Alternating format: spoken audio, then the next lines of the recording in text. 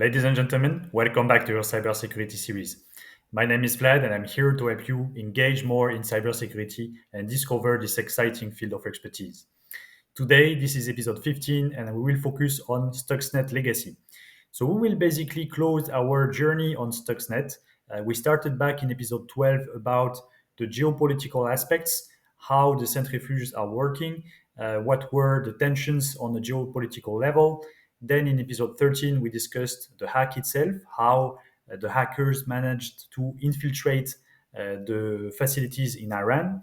And in the previous episode, episode 14, we talked about what are the evidence or what are the different pointers that are letting us think, or let's say the entire consensus today in the world, that this originated from the US and the Israel together working in a joint operation called Olympic Games.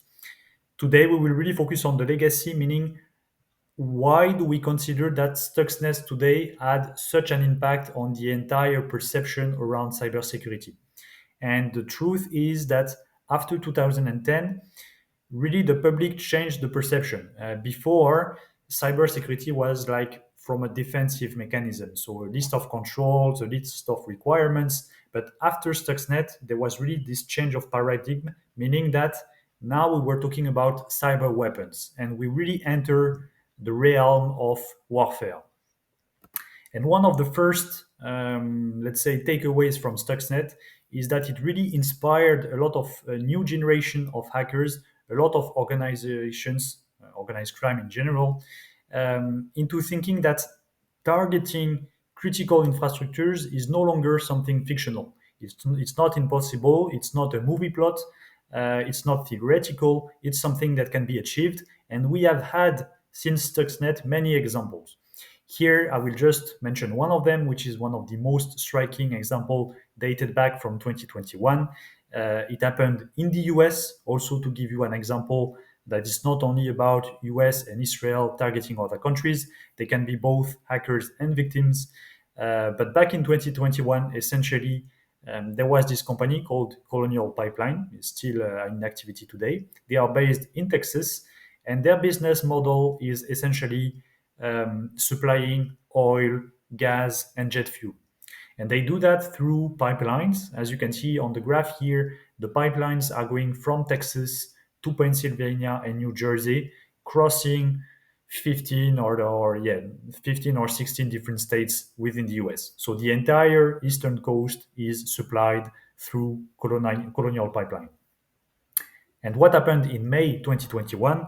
Basically, a group of hackers called DarkSide, which is one of the famous organized crime and APT organizations, they managed to breach into one of the accounting systems of Colonial Pipeline. And you would think maybe this is a little hack with no consequences.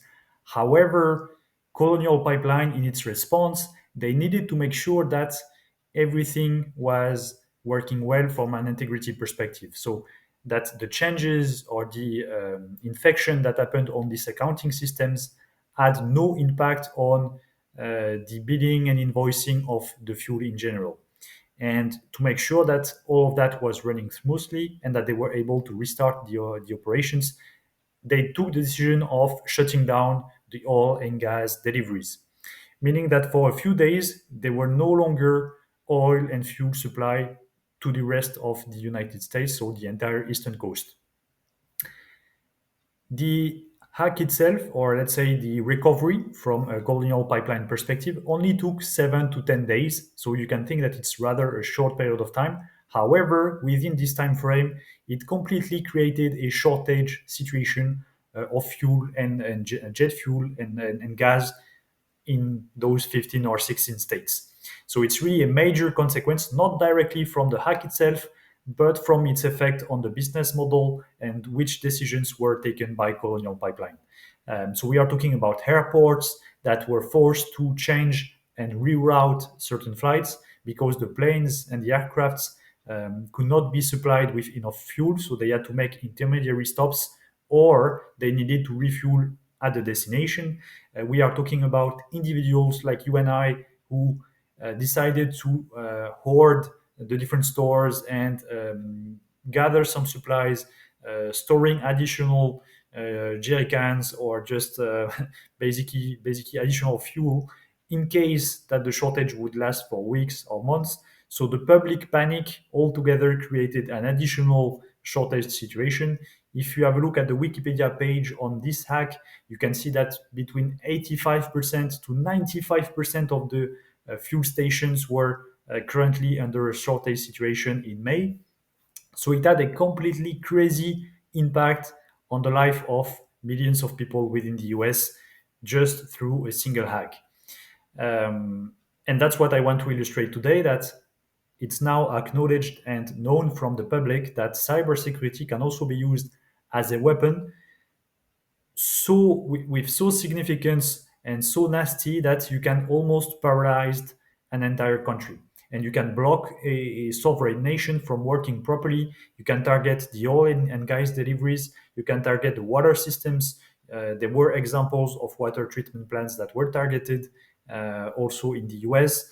You can target the transports. You can target many critical sectors like the energy, um, any sovereign sector or activities. So that's one of the takeaways from Stuxnet, and there have been many instances of that. The second thing, and maybe we also need to talk about the end of the story regarding Iran. It is acknowledged today that Stuxnet also played a role into the negotiations in between Iran and what we call the P5 plus one. So the five countries with the nuclear power being the United States, United Kingdom, France, Russia, and China, plus Germany. So those six countries and Iran were around the table discussing different, treaties and negotiations. And there is what we call the GCPOA. So it's a very complex name for Joint Comprehensive Plan of Action, basically known as the Iran nuclear deal. And in this deal, basically the seven countries, six countries plus Iran, together they agreed on Iran would reduce its uranium enrichment capabilities and make sure that they would reduce their uranium stock in order not to develop nuclear weapons.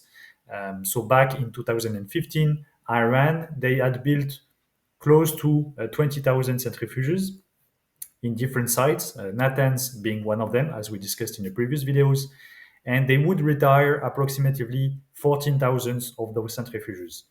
And the remaining part would be kept either for research or for civil use. And the stockpile, which was huge in terms of tons of uranium, they would only keep approximately 300 kilograms, meaning that this uranium would not be also enriched above 3.6%, which is the civil use limit. If you go beyond 3% and you go almost at 90% enrichment, as we discussed in episode 12, you can have and you can create nuclear weapons.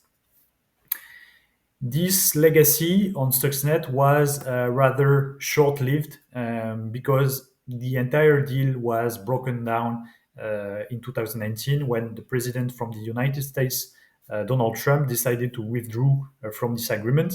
And basically, the agreement collapsed on itself. He decided to impose additional sanctions on Iran. And as you can imagine, from an Iranian perspective, on the one hand, you are prevented from developing your own nuclear program. On the other hand, you are getting financial sanctions. At some point, what's the deal here? If you are losing on both sides, so in the end, they started progressively to resume their enrichment activities and kickstart their nuclear program. So we cannot say that Stuxnet had a huge impact on the diplomacy and the treaties that were signed with Iran. However, that was one of the components, one of the influences in the negotiation. So that's kind of the second aspect of the legacy. First one being the change of mindset in the hackers overall. The third dimension that we can look at are all the references that we find today in the pop culture. So it can be in movies, it can be illustrations, video games. Here, I just give you three examples. So in Castle, that's one of the TV shows. There are, I think, like 9 seasons. It's a police TV show.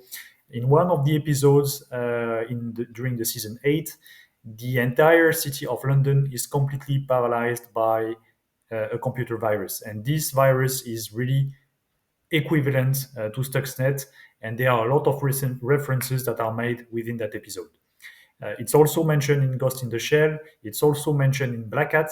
So Black Hat is a movie back from 2015, and they basically copied the entire plot of Stuxnet, but rather than driving it or organizing it in Iran, in the movie, it's also nuclear facilities that are targeted, but they are based in Hong Kong. But all the rest is basically equivalent to the story of Stuxnet.